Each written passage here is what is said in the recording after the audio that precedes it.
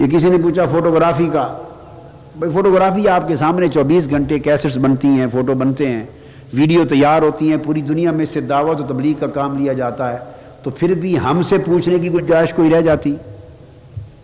جائز اور مباح سمجھتے ہیں تو اس کی اجازت دے رکھی، بلکہ اس کے ذریعے اشاعت دین کا کام دنیا میں ہو رہا ہے، تبلیغ دین کا، تعلیم اور تربیت کا ہو رہا ہے۔ ماڈرن نالج اور سائنس بھی آج اسی فوٹو کے ذریعے فروغ پا رہی ہے، تو ہم دین اور کی تعلیم اور تربیت وہ اس ذریعے کو اپنا کر جو ساری دنیا اس پہ کنورٹ ہو رہی ہے اس کو کیوں نہ اپنائیں، ورنہ دین کی اشاعت کا کام اور مشن کے فروغ کا کام پیچھے رہ جائے گا۔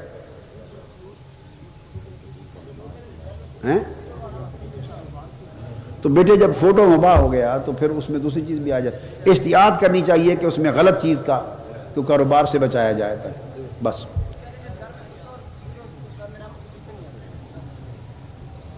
اب بیٹے یہ جو حدیث پاک ہے، جس گھر میں کتا اور تصویر اور رحمت کے فرشتے نہیں آتے، تو دونوں کا مفہوم اور معنی متعین کرنے والا ہے۔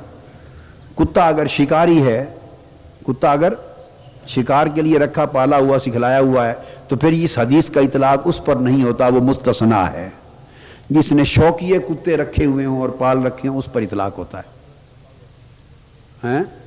اور اس کے بعد جو تصویر ہے، اس تصویر سے مراد جس گھر میں ہوں، مراد اس سے بت ہیں، اس کو بھی تصویر کہتے ہیں، صور کہتے ہیں۔ پہلے زمانے میں جب بت پرستی کرتے تھے، شرک کرتے تھے، اور پھر وہ بت پرستی کے لیے، پوجا کے لیے، تعظیم کے لیے بتوں کو انگریو تصویریں رکھتے تھے، تو مراد اس کا اس طرف ہے رحمت کے فرشتوں سے روک دینا۔ اتنا سخت جو حکم ہے اس کی وجہ صرف یہ ہے کہ وہ شرک کی طرف راہ دکھانے والے ہیں۔ یہ تصویریں مباح ہیں، پرنٹ ہیں، جو آپ کی یادگار کے لیے ہیں، یہ اس حکم میں نہیں آتی ہماری تحقیق اور فتویٰ کے مطابق۔ مفتی صاحب بتا رہے ہیں کہ ایک پمفلٹ فتویٰ کا ان کا، اس کا تحقیق کا چھپا ہوا بھی ہے، آپ اس کو بھی پڑھ لیں، اس میں بھی چھپا رہتا ہے۔ اب بالکل آنکھوں کے سامنے نہیں ہونا چاہیے کیلنڈر یا کوئی تصویر یا فوٹو، تاکہ نماز کے اندر جو یکسوئی ہے، توجہ اللہ، اس میں حرج نہ ہو، دائیں یا بائیں یا پیچھے طرف ہو۔ فرنٹ پر مصلی کے سامنے جہاں کی نگاہ پڑ رہی ہے وہاں نہیں ہونی چاہیے کوئی چیز ایسی۔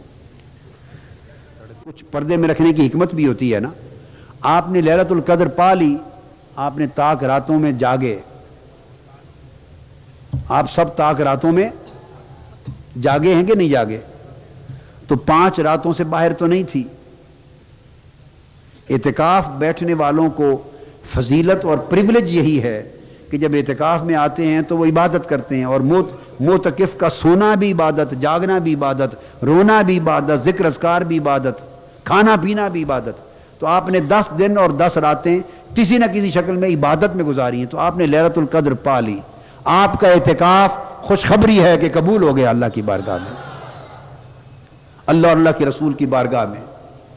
آپ کو فیض ملا، آپ کو رحمت کی اور فیض کی بارش ملی، اور آپ کو فیض بانٹا گیا، تقسیم کیا گیا، اور آپ کی فصل اور آپ کے کھیت اور باغ کو فیض کے پانی سے ہرا بھرا کیا گیا، سیرابی کی